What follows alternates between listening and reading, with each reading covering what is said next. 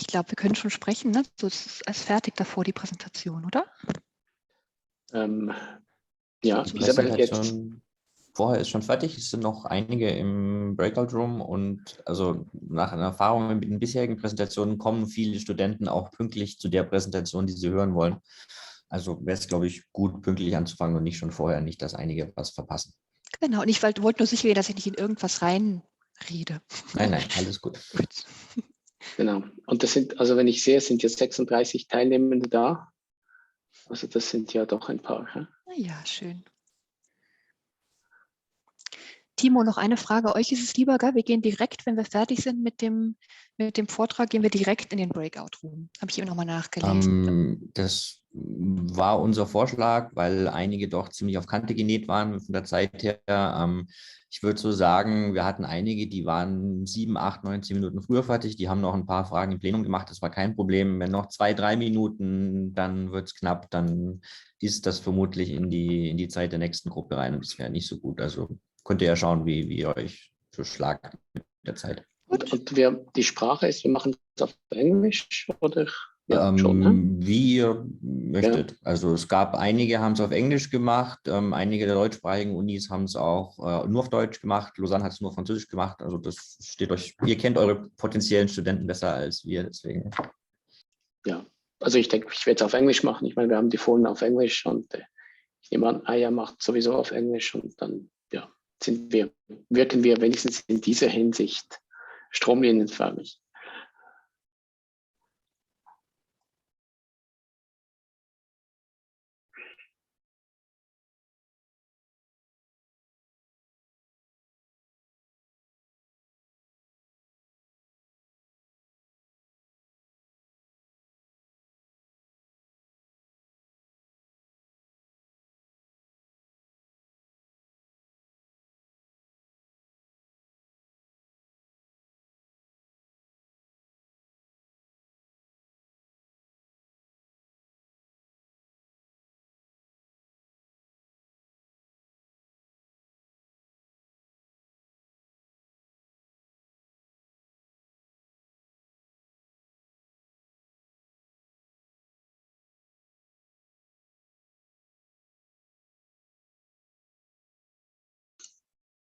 Wo habt ihr eigentlich diesen schönen Hintergrund her? Ich habe da was verpasst, merke ich gerade.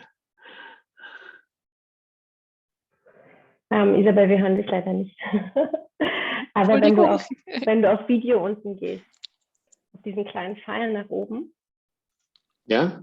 Dann kannst du choose Virtual Background oder Learn My Background. Und wenn du da dann könnte ich sogar grau, also um mich ein bisschen von euch zu unterscheiden, könnte ich auch grau Basel wählen. Oder unsere schöne Uni im Hintergrund haben. Und wir haben alles. Mein Gott. Das haben wir auch. Seht ihr, man lernt eben bei solchen Veranstaltungen auch selber was. Also das hier. Also gut.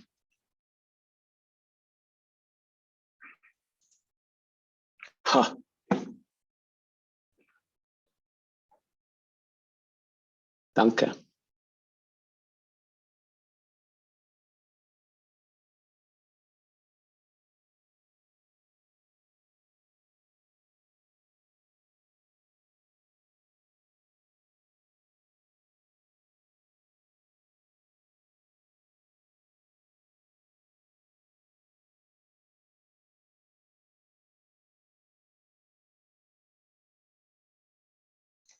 Noch eine Frage. Isabel, kommst du nach mir oder Aya?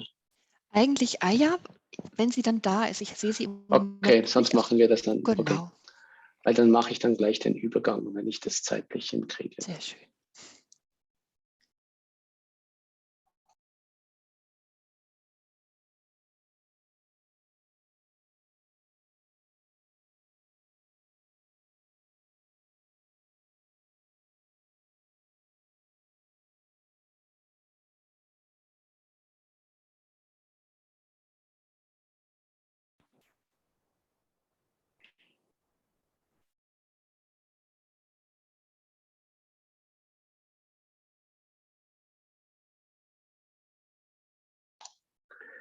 Können wir einfach beginnen oder sollen wir noch auf ein Zeichen warten? Oder?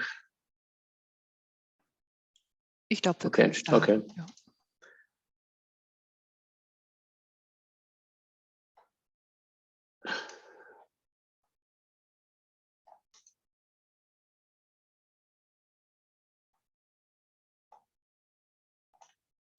Wait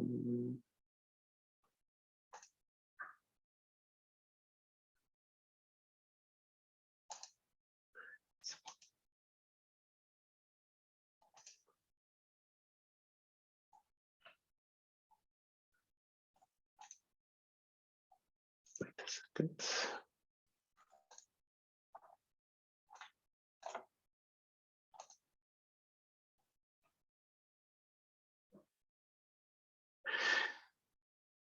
I hope you can all hear and see me. So welcome to this presentation of the Political Science Master Programs at the University of Basel. We will present to you a total of 4 master programs, which are purely political science programs or have an important component of political science. And I'll have the pleasure to present the first 2 of them, and then we'll move on to my colleagues. So Laurent, yeah. We see your presenter screen. Is that okay for you? Oh, sorry. No, that was not the idea.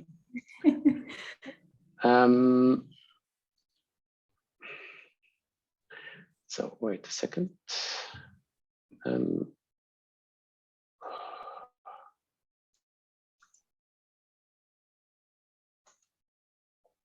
Sorry, stop a second.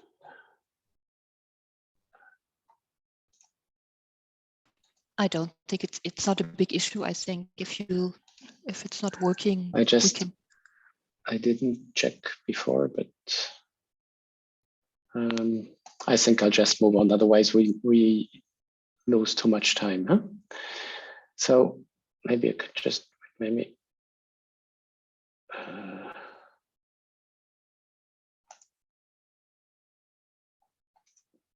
no, that's good, huh? So I start with the, if I may say so, the purest political science master you have in Basel. But actually the denomination pure is not totally right, because it's a master which you can study as part of a regular master at the Faculty of Humanities and Social Sciences, which means that you combine political science and the second discipline, the second subject. So you have here a few examples on the first slide. For example, sociology, gender studies, Near and Middle Eastern studies, media science. These are just as examples, some of the most frequent combinations you find among the student population. Political science at the University of Basel is still a rather young topic. It exists since 2017. Which means the team is also relatively young, with Denise Traber, Stephanie Baylor, and myself. I'm the most senior one of the 3. We started only 4 to 5 years ago, and it means that we are still developing. We are quite dynamic, and we try to strive for quite topical issues, themes for our courses and also for our research. We do have a strong empirical and analytical drive in our program, and we also cooperate with one or the other external institution to the university. In my case, because I'm presenting, it is Swiss Peace, the Swiss Peace Foundation, which is an associated institute of the University of Basel, and which offers quite some opportunities also, both for teaching and internships, and the choice for master thesis themes, as I will get back to later on. We also, linked to Swiss Peace, but also beyond, do have a strong focus on particular region. This is also reflected in the structure of our program, be they located in the north with North America, Scandinavian countries, Europe or Eastern Europe, but also regarding the global south, Latin America, Asia, or Africa. The structure in terms of credit points, this is maybe not the most fascinating part of my presentation, but still a few words in regard to this. So as I mentioned before, as part of a faculty framework for master's programs, there are 2 subjects, each of them with 35 credit points, which leads up to 70 credit points. Then you to choose your master thesis. If you do your master thesis in political science, what I would hope, you get another 30 credit points for your master thesis. And then there is a last but also important and in my view attractive part. You have 20 credit points which are free, which means you can choose within the whole field of what is offered in the faculty and even beyond topics in the framework of courses, seminars, or other types of formats in order to get this elective points. You hear I'm speaking in English. We will actually all be speaking in English because the University of Basel is strongly committed to offer as many English courses as possible at the master level. Regarding political science, we also encourage you to do at least one internship during the course of your master program. And if this internship is agreed with the faculty, you are also able to acquire a certain number of credit points within this elective parts of the credit points you can have. And you also have to write a short report on your internship. And well, the cooperation with Swisspeace I already mentioned before. Now, as an idea how you could structure your master studies, I won't read all what you can see on the screen, but what is meant to be there is that you do have some methods courses to take, both quantitative and qualitative methods, but how to say, sufficiently enough in order to be able to do excellent research in your seminar papers, but also and in particular for your master thesis, opportunity to choose among many different types of seminars, colloquiums, research seminars in order to inspire you to get to a good topic for your master thesis. Several research colloquiums are offered, and the idea is, if you have enough time to do so, that you will be able to really spend a large part of the second year already writing your master thesis. Examples of courses, also here, I won't read them all, but you can see that some are more at the level of individual political behavior, elections, institutions, but also important public policy, national and global level, linked to climate issues, linked to migration, linked to peace and conflict issues, and contemporary challenges in European countries, also like populism. All of this is not only offered as courses, but is represented in the research portfolios and specialization of our team. Here you find all I just said in an even more attractive slide. This also, you will be able to read it carefully and to ask questions about it later on, if you wish. On this slide, finally, you have possible topical areas in which you could choose the theme of your master thesis. You see they are all following what I said, also anchored in particular themes or geographic areas.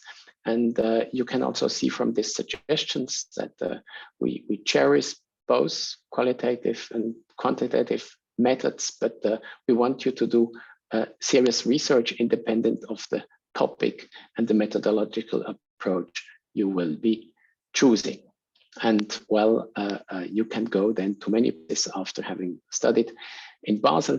I think you can do this also if you study in another university, but let's state still that we really have the ambition to also favor careers beyond the realm of university. So we don't think all our master students should then do a PhD and stay within academia. So we are particularly proud of them. We are actually equally proud of people who then leave the university.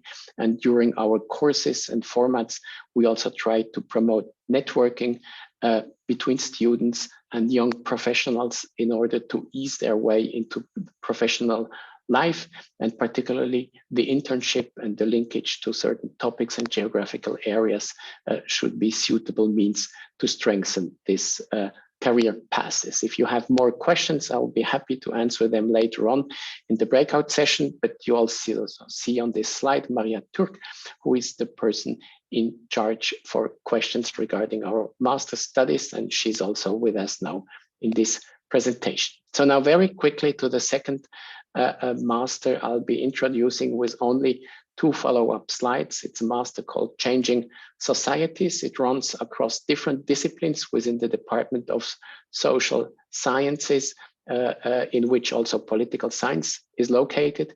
It is an interdisciplinary master focusing around 3 thematic areas: migration and mobility, conflict and peace building, resources and sustainability. The idea is that if we look at societal changes of a certain magnitude, they always relate to different complex processes which are intertwined. And for this, the structure of this master program tries to follow these complexities through its teaching program. You see here the different disciplines involved, 8 different disciplines. Accordingly, you can also come from very different backgrounds linked to one of these disciplines at your bachelor level in order to then follow up studies at the master level in changing societies. And one additional element I could stress regarding this master, that it also contains a so-called research lab in which you go to one of the chairs or to one of the institutions linked to this program, and you get the opportunity to get some in-depth views in one or the other research project or also applied research projects. And if you have more questions about this master in changing societies, Julia Bücheler will be the person to contact. And with this, I stop my presentation and I move over, or better said, I hand over to Aya Kachi, who joined us. Aya, it's all yours.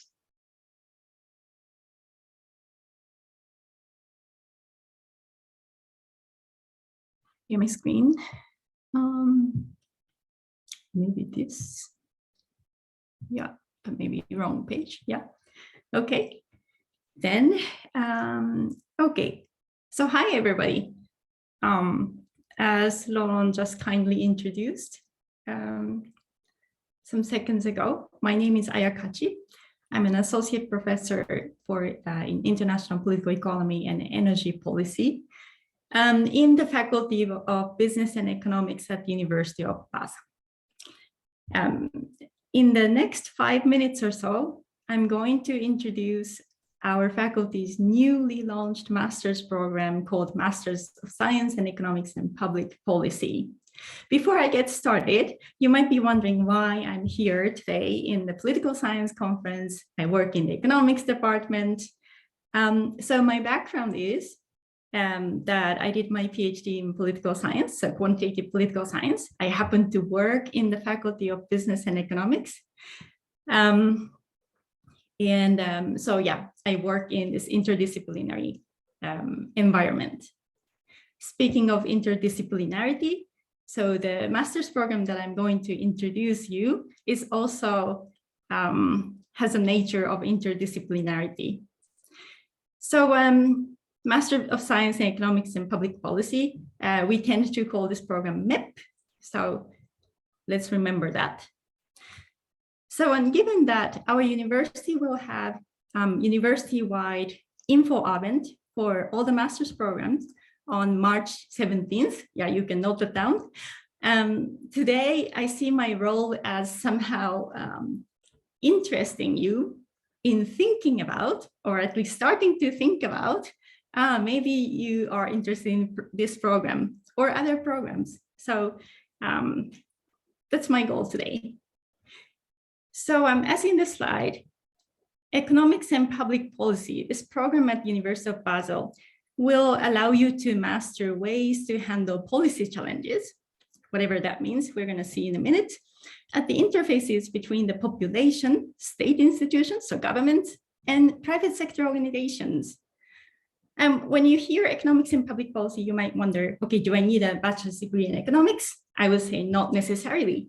But what's important for you to keep in mind is that you shouldn't be shying away from thinking about societal problems and policies with numbers, data, and so on. That's a prerequisite.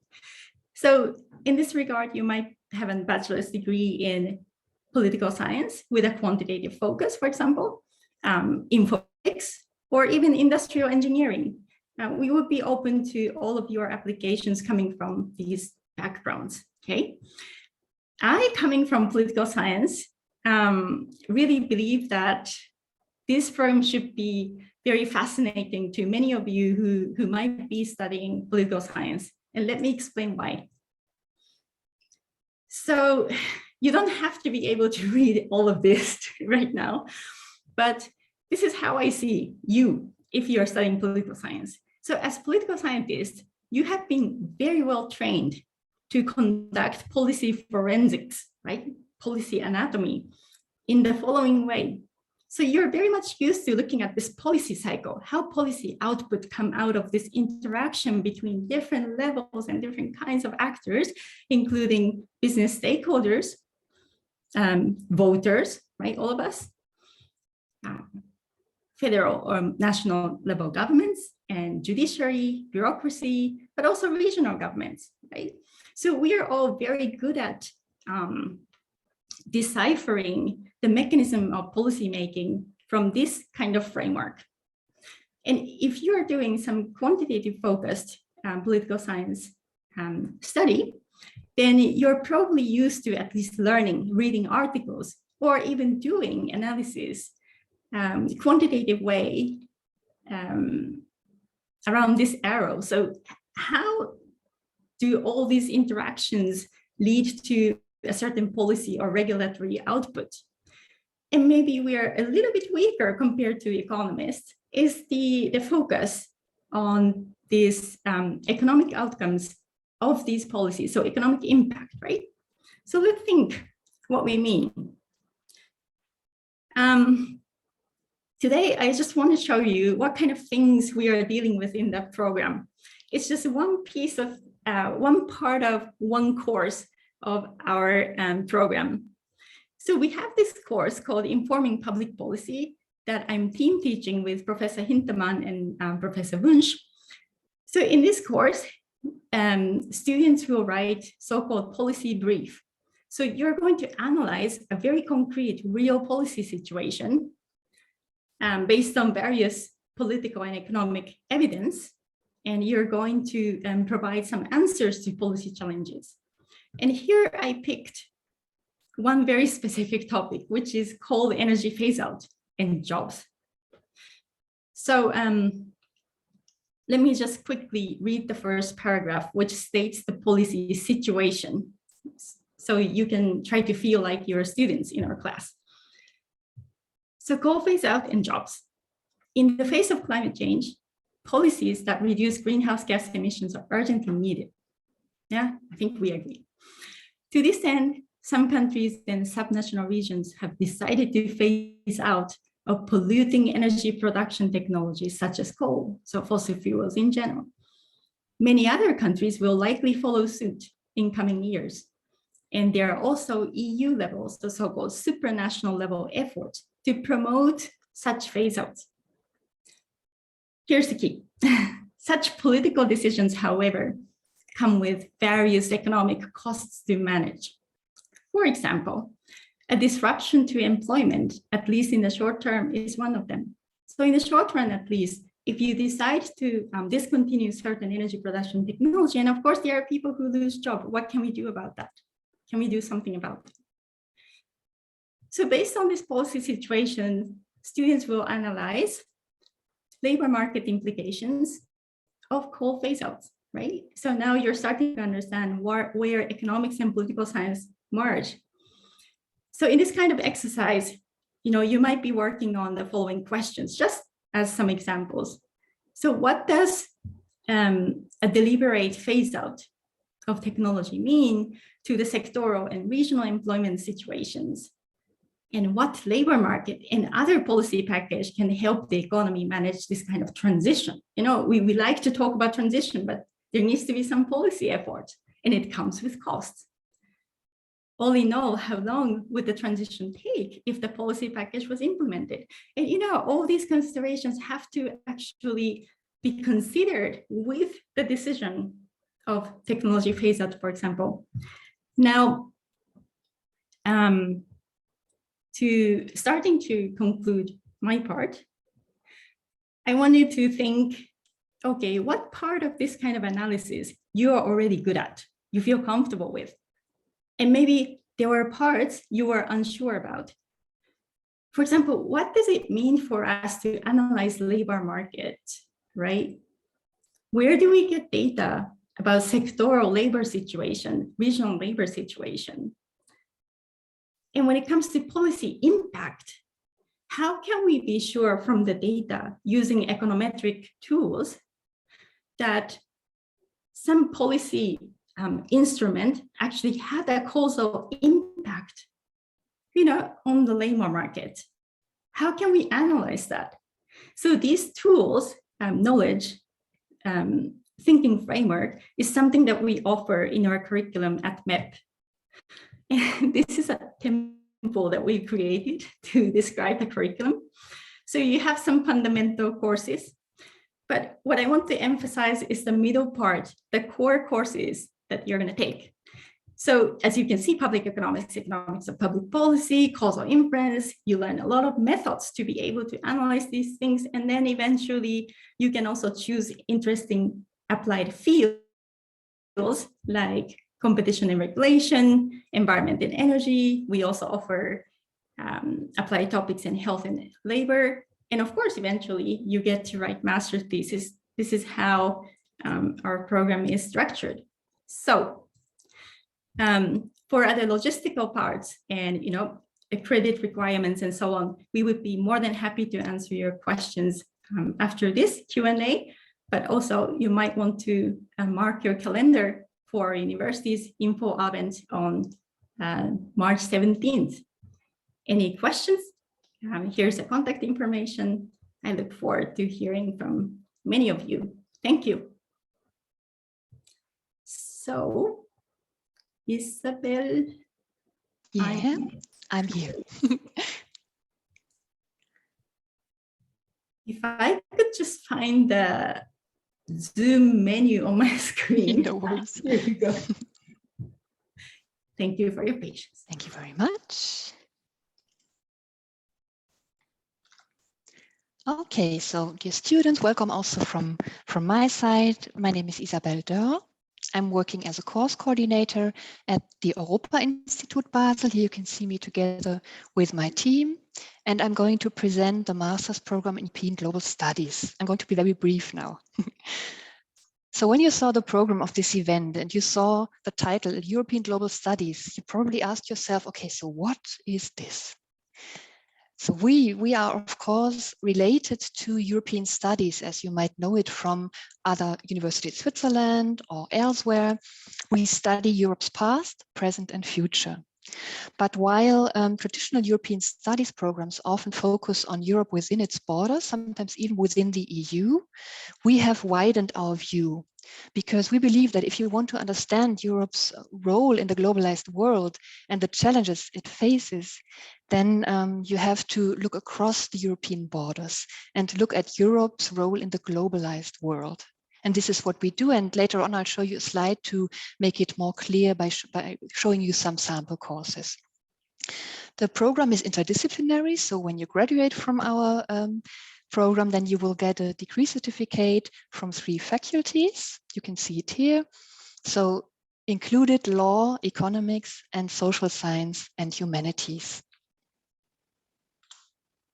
The master's program is taught in German and English. You can put your focus on the English language, for example, but depending on your previous knowledge, there might still be some courses that you will have to visit in German. For example, if you didn't have law in your BA, then the introductory courses to law will at the moment still be in German.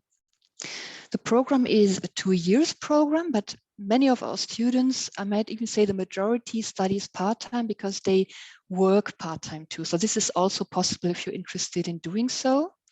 And you can start the program in the autumn term and in the spring term. Next intake will be for autumn 22, and the deadline is on the 30th of April. You can see our curriculum here. I won't go into details now, but I just want you to know that when you study with us in the first half of your studies, you will have some basic modules which introduce you to methods in law, economics, and the social science and humanities.